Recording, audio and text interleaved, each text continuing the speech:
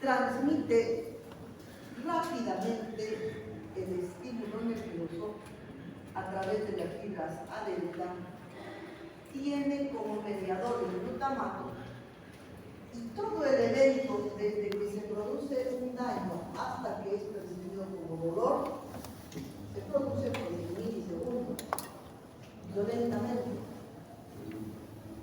Por el asfalto espinotalámico están las otras fibras, las fibras del tipo C. Tiene como mediador muy poco glutamato y mucha sustancia P. Esta sustancia P está relacionada con el dolor crónico. La transmisión a través de la fibra C es una transmisión más lenta, pero la sensación dolorosa es más prolongada. Está relacionada entonces con el dolor crónico.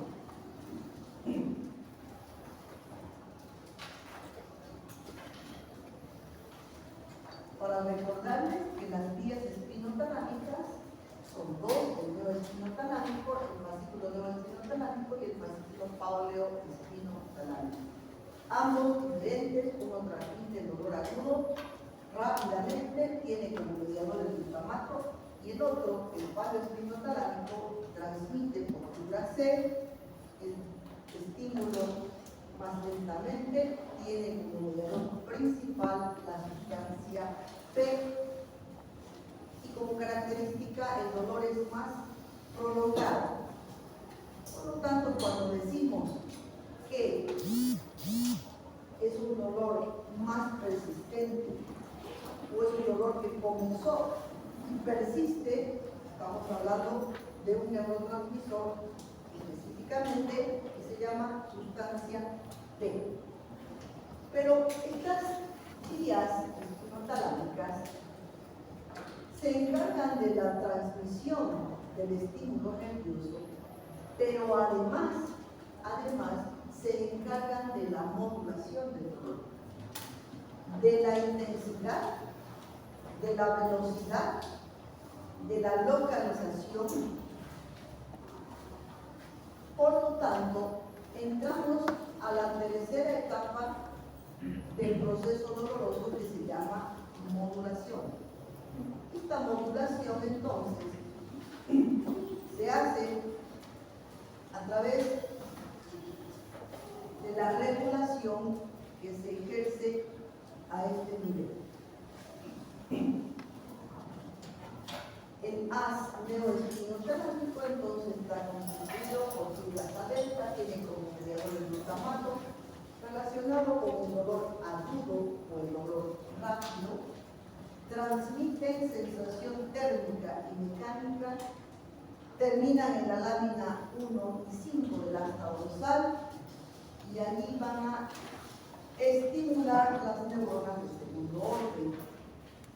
Se cruzan al lado opuesto y suben, como les he mostrado en la anterior diapositiva, hasta terminar en el cerebro a nivel principalmente del tálamo. Entonces, cuando preguntamos dónde es que se percibe una señal dolorosa, aguda, bien localizada, bien definida, se percibe en el tálamo. ¿Por quién es transmitida? Por el haz neoespinotalámico. ¿Cuál es el mediador? El neurotransmisor principal es el glutamato.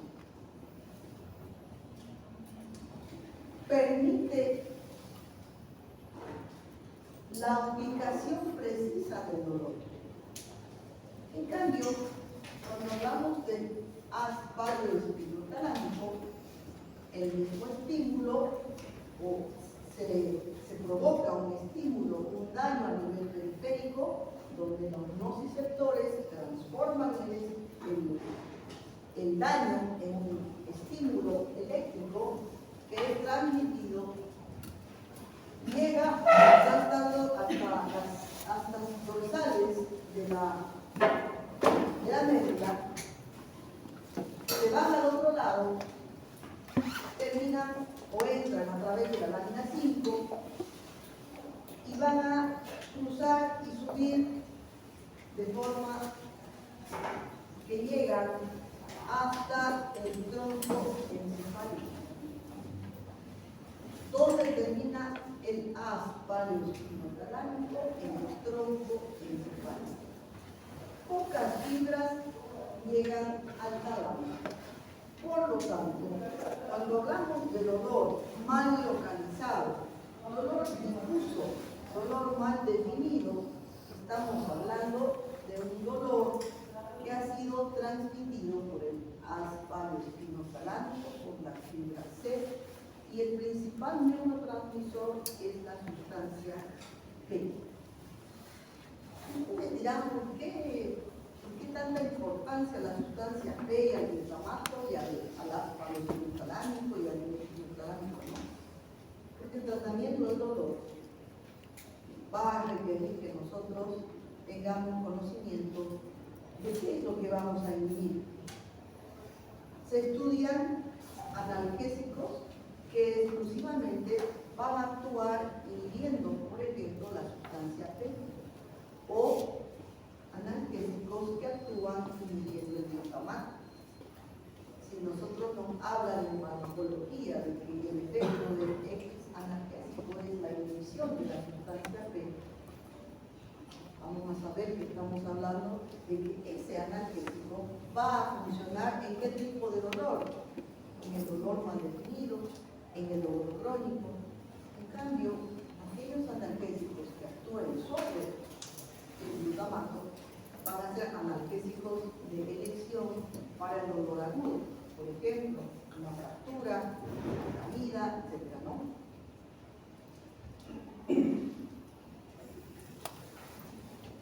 Sin embargo, como habíamos mencionado, el dolor no solamente depende del daño o de la vía por la cual se transmite el estímulo doloroso, sino también depende de un sistema endógeno que va a liberar sustancias analgésicas.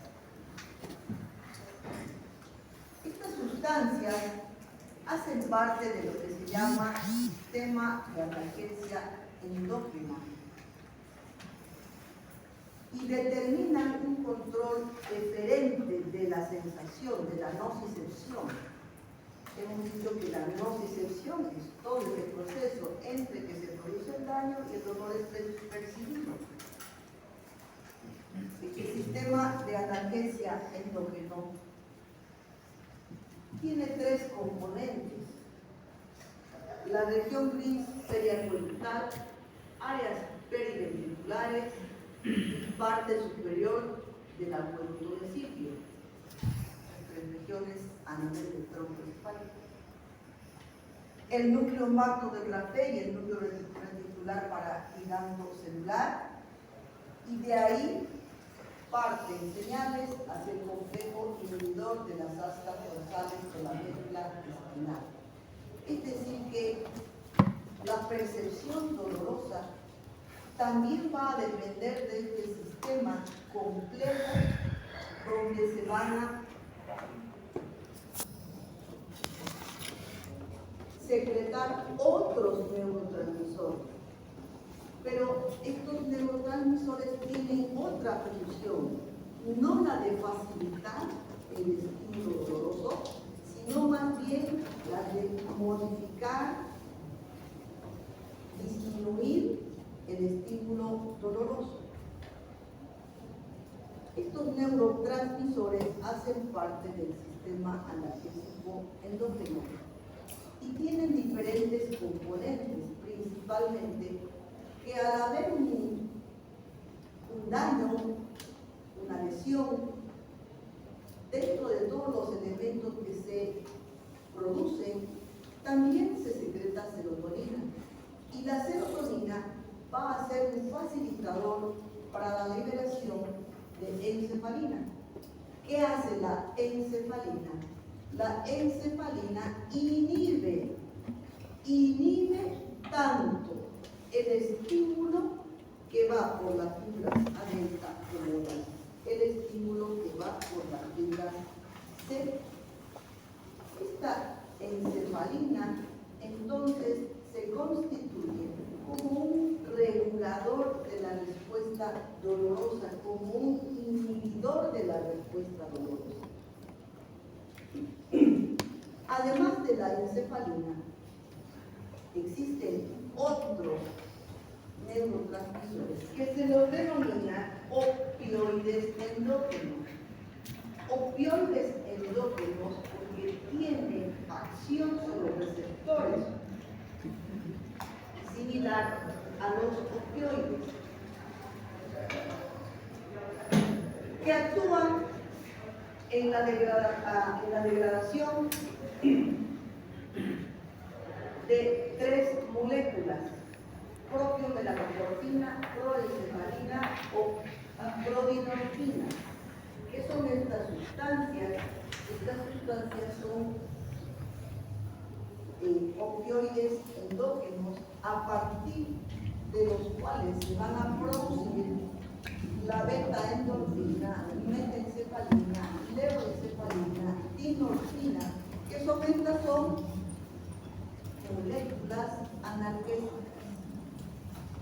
moléculas analgésicas que cada persona forma y libera de acuerdo a su propia estructura, de acuerdo a su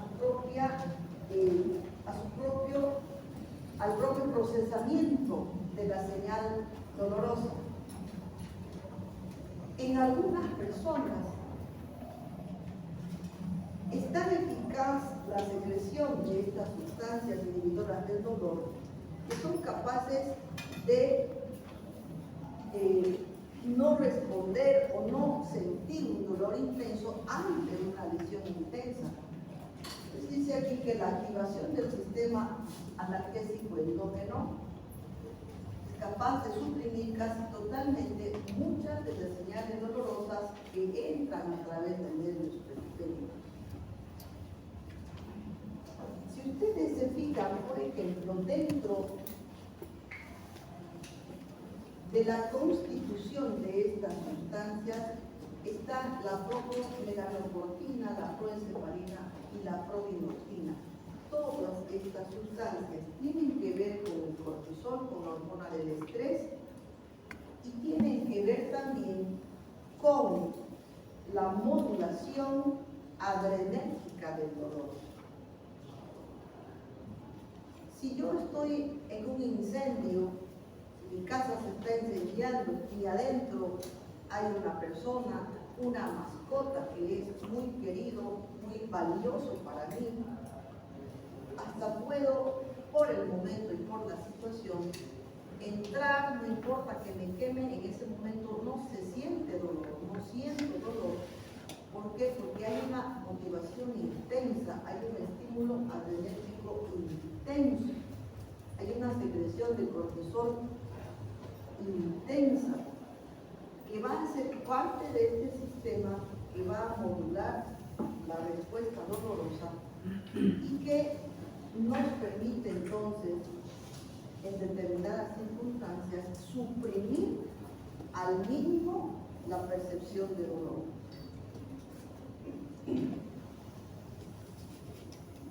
Luego viene ya la última etapa, que es la percepción del dolor. La percepción del dolor ya es aquel momento en el que nosotros sentimos el dolor, identificamos lo que está provocando dolor y tenemos una actitud defensiva, como colocar la mano en algo, en una plancha caliente, por ejemplo. Inmediatamente vamos a retirar nuestra mano, no nos vamos a quedar con la mano ahí. Es decir, que el dolor va a desencadenar una respuesta defensiva en nuestro organismo. La calidad y la intensidad de la respuesta dolorosa no solamente depende del estímulo, de la transmisión, de los neurotransmisores, del sistema endógeno de analgesia endógeno, sino que también depende de los otros factores que les mencionaba, como la raza, la personalidad, las circunstancias, experiencias previas, etc. Esto que hemos visto lo resumimos aquí como transducción, transmisión, modulación y percepción. Son las 4 etapas que se suceden para percibir esta respuesta defensiva normal, que es el dolor. Es decir, que si algo nos provoca dolor, siempre va a desencadenar una respuesta para evitar ese dolor.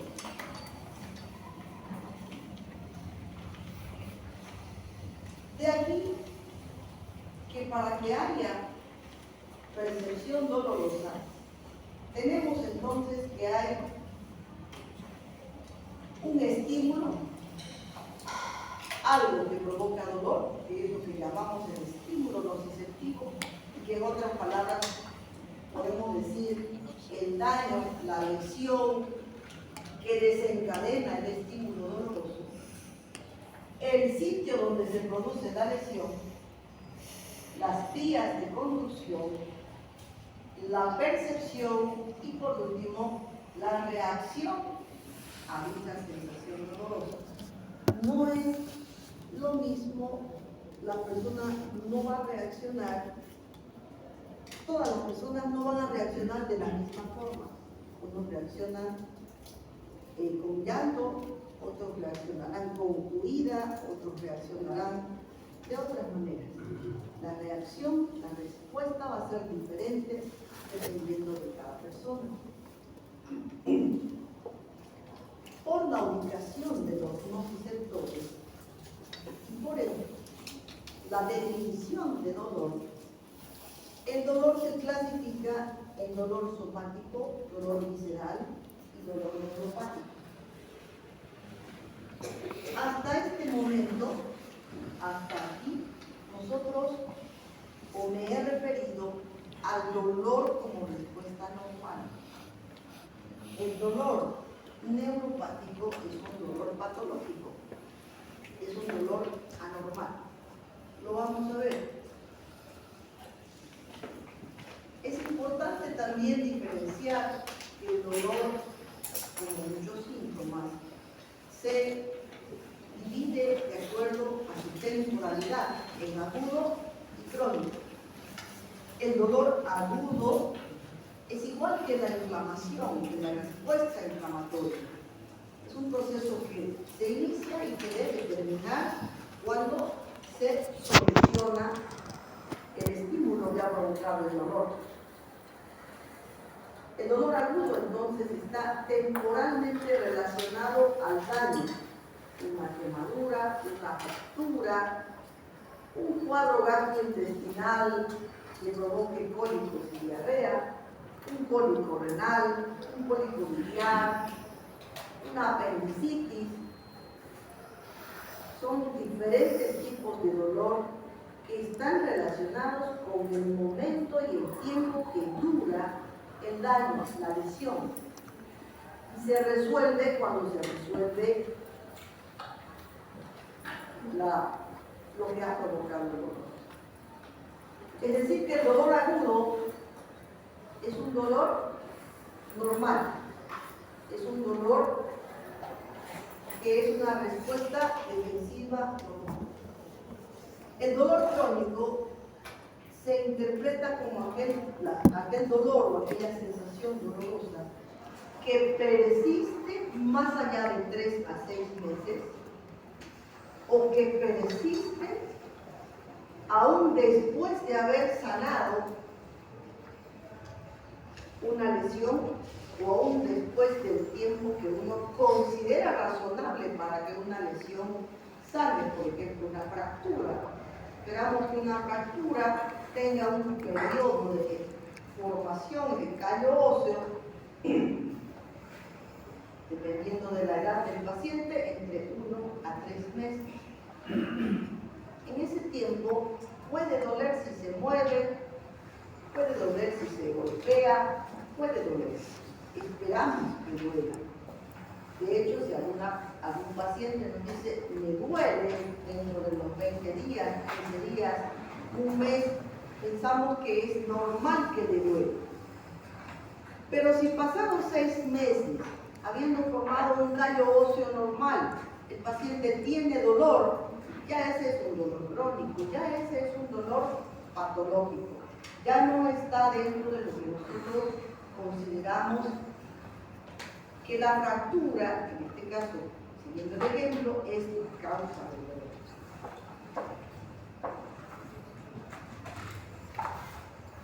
Consideramos el dolor agudo como un síntoma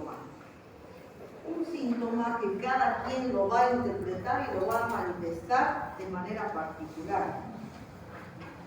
En cambio, el dolor crónico ya no es un síntoma, es una enfermedad, es un síndrome porque tiene diferentes características, pero que esas características se repiten de paciente a paciente que tiene dolor crónico. Son las mismas características que el paciente describe y que le permiten a uno identificar el dolor crónico, el dolor patológico. De acuerdo a ciertas características, el dolor agudo tiene una finalidad biológica, apartarnos del daño, tiene una finalidad protectora, por lo tanto es una señal que es útil para nuestro cuerpo, nos va a evitar un daño. El dolor crónico ya no tiene ningún sentido, ya no nos está indicando nada, porque el paciente ha pasado una etapa de lesión, ya no hay lesión, lógicamente, fisiológicamente ya no debería haber dolor, por lo tanto ya no cumple esa función de alarma. El mecanismo por el cual se inicia el dolor agudo habitualmente es una sola causa. Se fracturó, se quemó, se cortó, tiene un absceso, tiene una uña encarnada, etc. Hay una causa que se asocia al dolor. Es el evento nociceptivo. En el dolor crónico no existe una sola causa. Por ejemplo, la lumbalgia, el dolor lumbar. El dolor lumbar como dolor crónico, el paciente dice, me duele cuando camino, cuando descansa también me duele, cuando se sienta, ahí mejora un poquito, desaparece, no desaparece, me sigue doliendo, solo disminuye. Cuando está durmiendo, el dolor a veces me despierta. A la siguiente consulta volvemos a interrogar sobre el dolor y las características han cambiado. Entonces es un dolor que puede tener muchas causas que lo precipitan. Es el paciente que viene y dice, estaba bien, me había disminuido el dolor, casi nunca desaparece el dolor, estaba bien, doctora, hasta me sentó bien su tratamiento, pero pusieron el aire acondicionado en la oficina y otra vez me empezó a doler. O de pronto fui al campo, estuve 2 horas sentado en la misma posición y otra vez me volvió a doler. O de pronto tuve que dormir en un colchón que no es el mío y me empezó a doler. O fui a una fiesta, bailé una pieza, doctora, y ya me empezó a doler. O sea, no hay una sola causa. El dolor crónico es multifactorial. Normalmente el dolor agudo determina una reacción de evitar el dolor, pero además hay taquicardia, hay una reacción adrenérgica que se desencadena por el dolor agudo. En cambio, el dolor crónico más bien hace que el paciente se habitúe al dolor, determina aprendizaje de nuevas conductas. Por ejemplo, no me siento en una silla bajita porque me duele, entonces siempre que va a un lugar va a buscar una silla alta. O, qué sé yo, me envuelvo con una toalla porque cualquier viento que me da desencadena dolor. Está condicionando cambios en los hábitos del paciente. Y muchas veces no solamente condiciona cambios en la vida del propio paciente, sino en el entorno familiar. ¿Por qué? Porque dicen,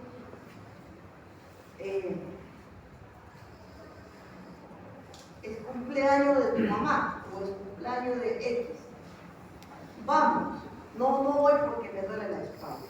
Nadie va porque me duele la espalda. Entonces, condiciona una modificación, no solamente de la conducta del paciente, sino del entorno familiar. El dolor agudo va a condicionar angustia, ansiedad, porque he estado viendo intensamente y hay que solucionar el dolor agudo. En cambio, el dolor crónico más bien condiciona depresión.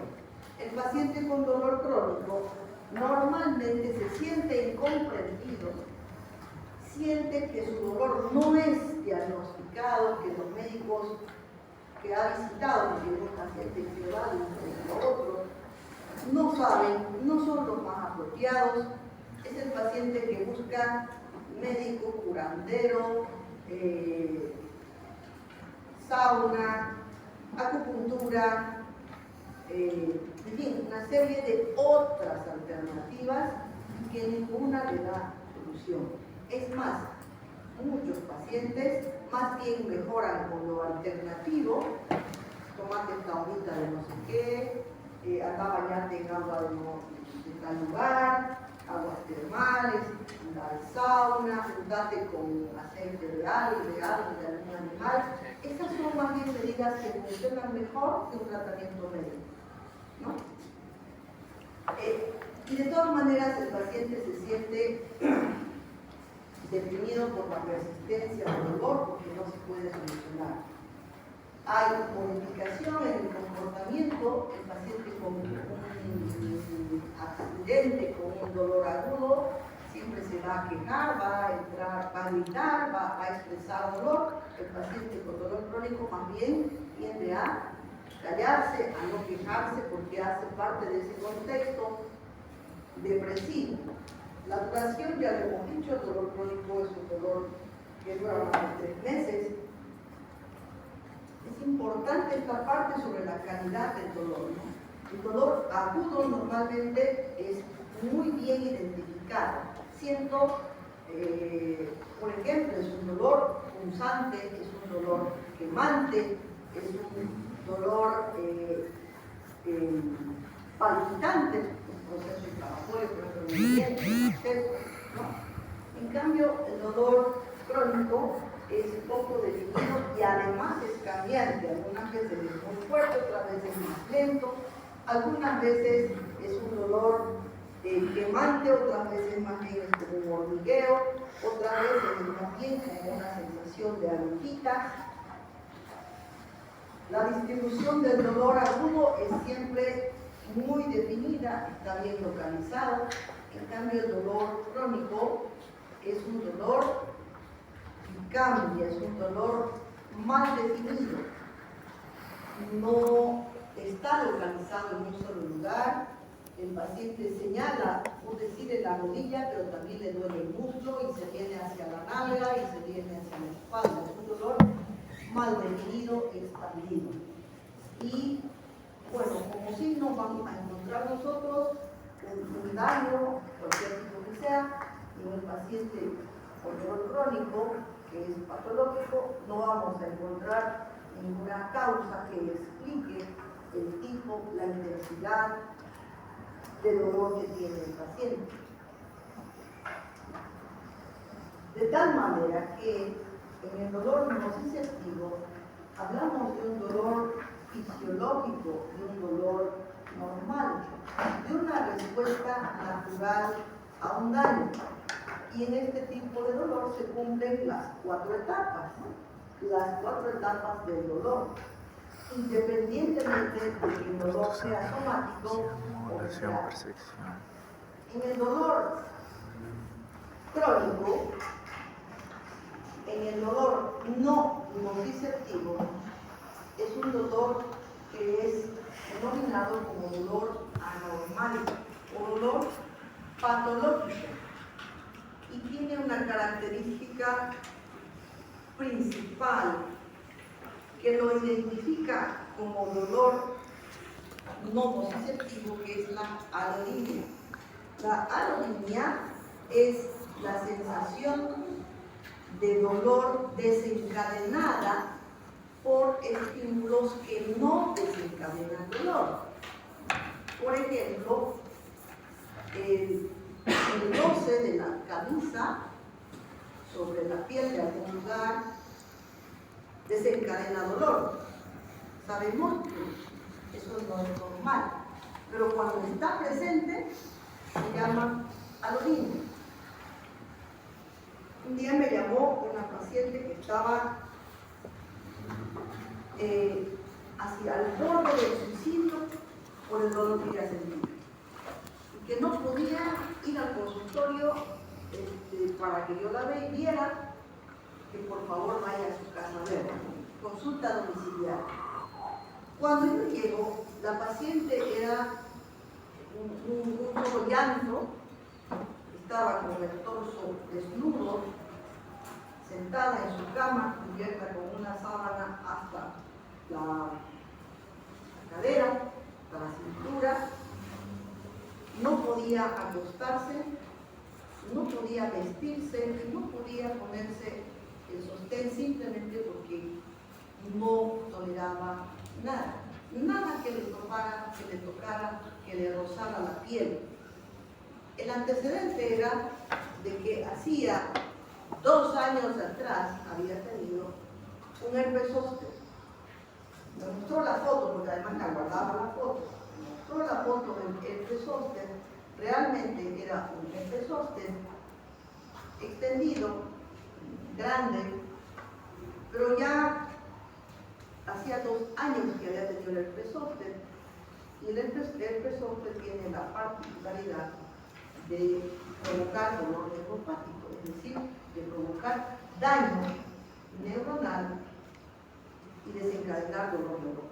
Pero en este extremo en el que la paciente no puede levantarse, no puede ni bañarse, no podía ni bañarse porque el agua que caía le provocaba dolor. ¿Qué es eso? Alodinia.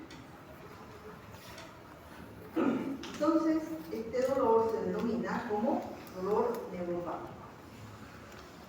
Algunas veces el dolor es psicógeno, es un dolor que se asocia a un trastorno psiquiátrico. A un trastorno psiquiátrico, como por ejemplo una esquizofrenia. En el dolor neuropático o no nociceptivo no existe el daño, no existe la lesión que nosotros podamos ver, no hay el factor precipitante que claramente podemos identificar, por lo tanto no hay la primera fase que se llama fase de transducción y solamente existe transmisión, modulación y percepción. El dolor nociceptivo lo podemos entender claramente, porque el dolor nociceptivo implica que hay una transmisión perfecta de un estímulo que sube hasta el tálamo o hasta el tronco y es percibido como tal, cumpliendo estas 4 etapas.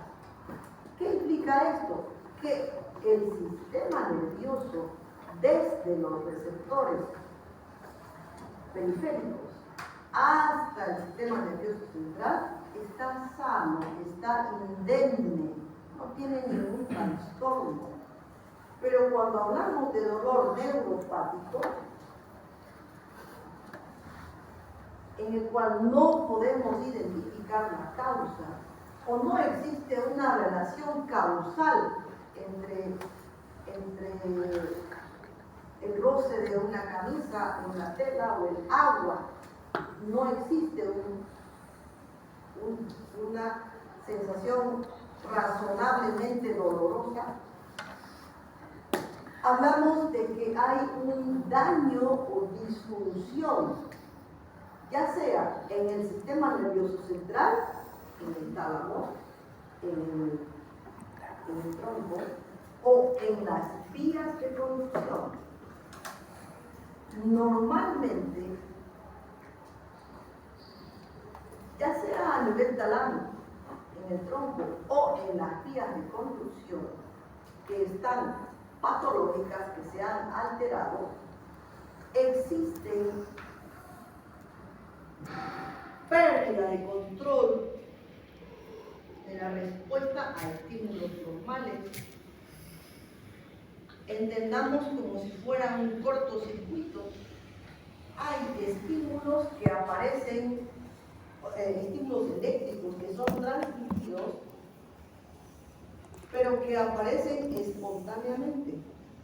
Y no hay una regulación adecuada y por lo tanto hablamos de que hay una alteración somatosensorial, el sistema nervioso está perturbado o el sistema nervioso o la vía nerviosa periférica está alterada. No existe una conexión entre los receptores y las vías de transmisión. Falta la etapa de transducción. Ejemplos de dolor neuropático. Insisto en el dolor neuropático porque es una causa frecuente de consulta y no podemos comprender muchas veces que alguien tenga dolor, que ese dolor sea limitante y que no veamos una lesión.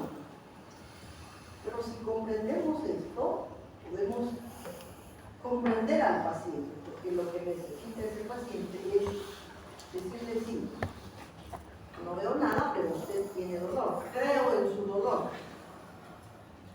Disculpe, doctora, ¿y esos pacientes que tienen amputado el brazo pero sienten dolor en los dedos, cómo se definiría neuropático? Es neuropático, sí. ¿Cómo se trata el dolor? Bien difícil de tratar a los pacientes, porque ahorita les voy a mostrar cómo se trata a los pacientes. Bueno, esto claramente, el dolor nociceptivo, claramente será muy fácil identificar y tratar. Será muy fácil identificar, me duele por esto y el tratamiento que le voy a dar, elijo este tratamiento.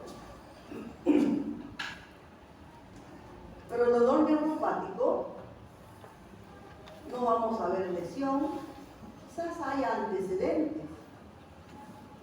En esta paciente que les comentaba, cuando empezó, quizás hay antecedentes de una diabetes muy antigua, 10 años, 15 años con diabetes, o quizás haya una amputación de una mano o de un brazo, por ejemplo, el paciente siente dolor. Y acerca del síndrome de Guillain-Barré, podría ser igual la causa.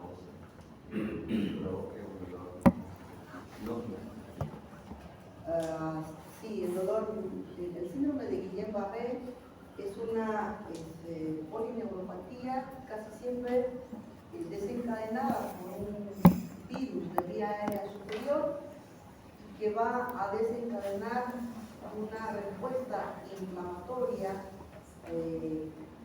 periférica ascendente, provocando parálisis. Si hablamos de que el dolor neuropático se produce por una alteración del sistema nervioso central o periférico, si un paciente con Guillain-Barré tiene parestesias, disestesias, alolíneas, es un dolor neuropático. El paciente que ha tenido un accidente cerebrovascular, por ejemplo, que tiene una hemiplegia, al examinarlo nosotros podemos encontrar zonas donde hay anestesia, zonas que hay hipoestesia, zonas que hay hiperalgesia, zonas de alolinia. ¿Qué tipo de dolor es? Neuropático. Entonces, siempre que haya una lesión, un dolor en el cual encontremos las características que les he mencionado, que eventualmente es un dolor crónico, no es un dolor agudo. Vamos a ver que se repiten estas características: depresión, dolor mal definido, dolor cambiante, dolor que provoca cambios de conducta, etc. El dolor somático lo vamos a tener cuando haya daño de piel, músculos, tendones, ligamentos, articulaciones, que están los ejemplos, ¿no? El dolor neuropático, el dolor visceral también, las vísceras tienen terminaciones nerviosas, sin embargo, el dolor será diferente, más localizado, tendremos dolor irradiado, pero habrá una causa para el dolor. En cambio, el dolor neuropático encontraremos lesión periférica, lesión de plexos, lesión de médula espinal o a nivel del sistema nervioso central. El dolor es diferente, cambiante, puede ser paroxístico, tipo calambre, difuso, punitivo, urente, con hipoestesia, disestesia, alolinia, hiperalgesia, todas manifestaciones que se repiten en el paciente por dolor neuropático. Ahora, tenemos en este momento como una epidemia, podríamos decir así, de dolor post-COVID. Muchos pacientes que han tenido COVID nos están llenando los consultorios porque han quedado con dolor y tienen diferentes manifestaciones de dolor. Ya ahorita, prácticamente, aquellos casos agudos durante la primera, la segunda ola, todo el año, la mitad del 2020 y 2021 que hemos pasado de tanta crisis por el COVID, y ahora ya no la tenemos. ¿Qué tenemos ahora? Pacientes con COVID prolongado. Y dentro de ese síndrome de COVID prolongado tenemos pacientes con dolor crónico. Eso es lo que yo veo. Pacientes con COVID prolongado, con un síndrome doloroso que puede ser caracterizado como una fibromialgia, porque tiene características de una fibromialgia, enseguida les explico, pero también tiene síntomas de una polineuropatía, ahorita les explico, y también hay uno muy particular que es el de la dorsal. El paciente que después del COVID ha quedado con dolor dorsal. Es un dolor que un día, 2 días no se presenta y después vuelve. Un dolor mal definido, como una sensación de cansancio, como una sensación a veces de calambre, que impide que la persona trabaje normalmente porque no es fuerte, pero sabe que está ahí. Tomografía, electromiografía, exámenes y todo es normal. Un dolor muy difícil de tratar realmente porque no entendemos aún todavía ¿Qué ha sucedido con el COVID y el sistema nervioso central? ¿Qué ha sucedido con el COVID y las vías neurológicas y los nociceptores y los neurotransmisores y el sistema de almacenamiento? Aparte de estos pacientes que vienen con dorsalgia crónica, que desde que tuvieron COVID ya el año pasado, hace un año, siguen con dolor. Están aquellos pacientes que tienen claramente síntomas neuropáticos, que desde que tuvieron COVID, por ejemplo, tienen adormecimiento de las manos. Ese adormecimiento no llega a ser doloroso, pero en las noches sienten como fuego, sienten que les quema. Esa misma sensación la tienen en los pies o la tienen en la región lumbar. Pacientes que tienen olvidos, se olvidan de todo. He tenido una paciente que ha vuelto como 4 veces al consultorio, ya no vuelvo más, no sé, yo creo que se ha olvidado muy bien, pero fue al consultorio por primera vez y tenía dolor claramente neuropático. Pero cuando yo le hablaba, ella me repetía cosas, me volvía a preguntar cosas que ya me había preguntado y me di cuenta, aquí hay algo que no está bien. Entonces, como desde el punto de vista clínico hay que investigar, no voy a asumir que es un dolor post-COVID, porque tengo que buscar causas. Exámenes, rayos X. Más o menos a la semana vuelve la misma paciente y le digo, ¿hizo un examen? Tenía que hacer un examen. Claro, le digo, yo le di la orden. Me olvidé, doctora. ¿Me puede repetir la orden? Ya había una desconexión. Así que claramente tenía olvidos. Olvidos que se han repetido, porque después ya no se animó a entrar, mandó desde la secretaria viene y me dice, está tan paciente, y dice que ha perdido las órdenes del laboratorio. No había hecho nada. Y entonces que ayer no volvió, yo creo que se ha olvidado volver también. Pero cosas muy raras que nos está tocando ver y que parecen relacionadas al COVID. El otro tema es que ha desencadenado fibromialgia. La fibromialgia es aquel paciente, casi siempre mujer, que tiene prácticamente dolor en todo el cuerpo. Es un dolor que tiene que ver con diferentes causas. Si hace frío le duele más, si hace mucho calor también le duele, si se acompaña de insomnio, se acompaña de depresión. Y existen 18 puntos que uno ubica, puntos dolorosos, que presiona y el paciente o la paciente requiere mucho dolor. La presión que uno hace es una presión de intensidad razonable, que sabemos que no provoca dolor, pero la paciente con fibromialgia sí tiene dolor. Y es un dolor crónico que se ha presentado, pero con mucha frecuencia después del COVID. Sí teníamos fibromialgia, sí teníamos pacientes con fibromialgia, pero no en la cantidad que estamos viendo ahora.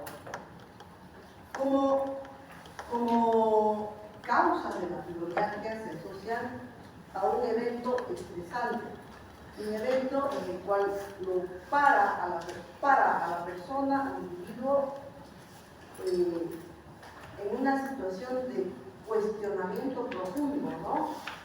Muchas veces decir, ¿y si me muero? O ahora sí me voy a morir, o un momento de shock, como mucha gente ha tenido de la pandemia de COVID, que se hayan muerto familiares y que no hayan podido hacer lo que uno quiere hacer, llorar o, por ejemplo, etapas de duelo por la pérdida de un familiar, susto, pérdidas económicas, divorcios, un montón, pérdidas económicas, pérdidas laborales, todo lo que ha cargado la pandemia, ¿no?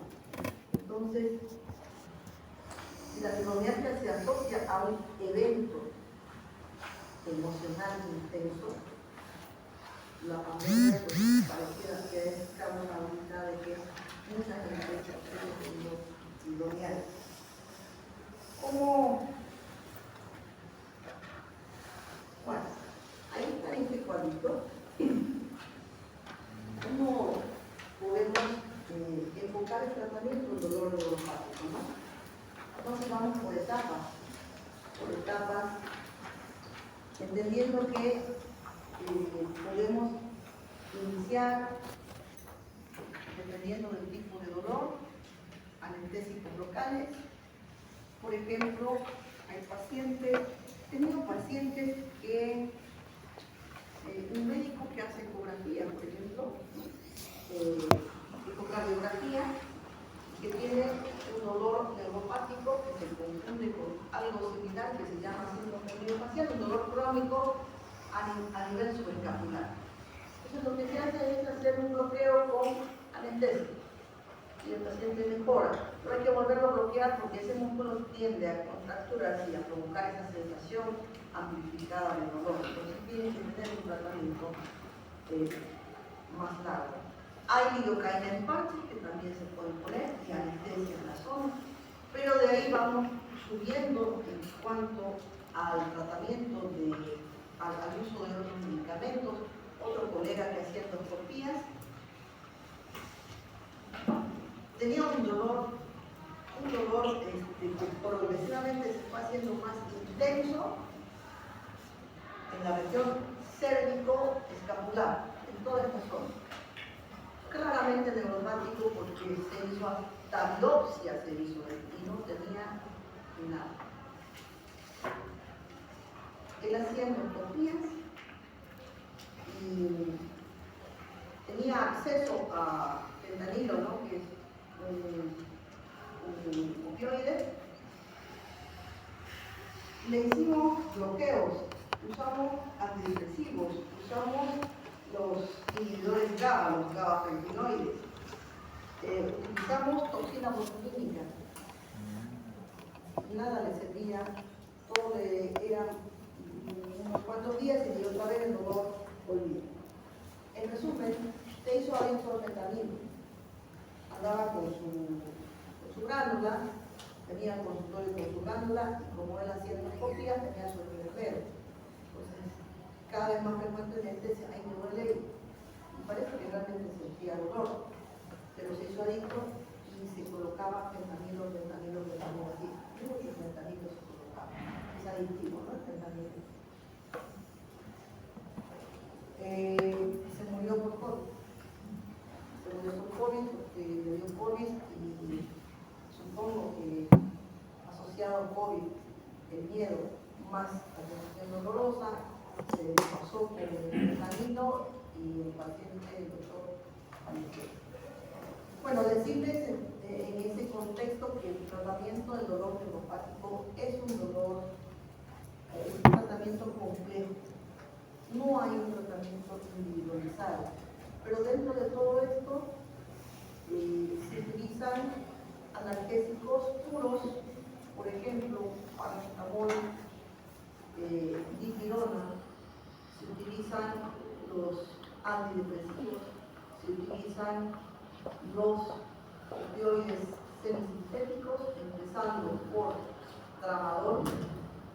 Dentro de los gabapentinoides está la gabapentina, la pregabalina, los antidepresivos que mejor funcionan, la duloxetina, y luego ya los opioides mayores, que son opioides de parche,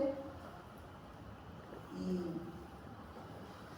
están los opioides ya inyectables, morfina, tratamientos alternativos, ya en clínica especializada en dolor, toxina botulínica, anestesias, bloqueos, ¿qué más? Y también funciona mucho lo que es alternativo, ¿no? Lo que es alternativo, yoga, tai chi, mindfulness, meditación, respiración, musiterapia, apiterapia, ozonoterapia, todo eso funciona en las personas porque sí hay una disautonomía, no solamente hay una lesión de la vía nerviosa, sino también hay poco a poco trastornos que van asociándose y que implican depresión, ansiedad, insomnio, todos tienen insomnio. El insomnio es algo prácticamente que se repite en todos los pacientes. Bueno, hasta aquí terminamos todo.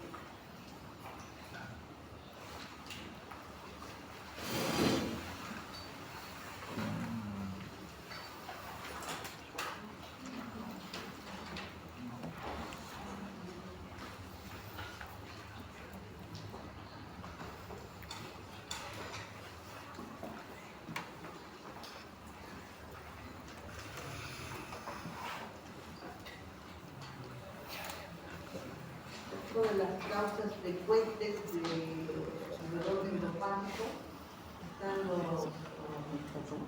yo veo muchísimo el síndrome de túnel carpiano, las compresiones periféricas, de fluidal, de mediano, que son frecuentes y que están dentro de lo que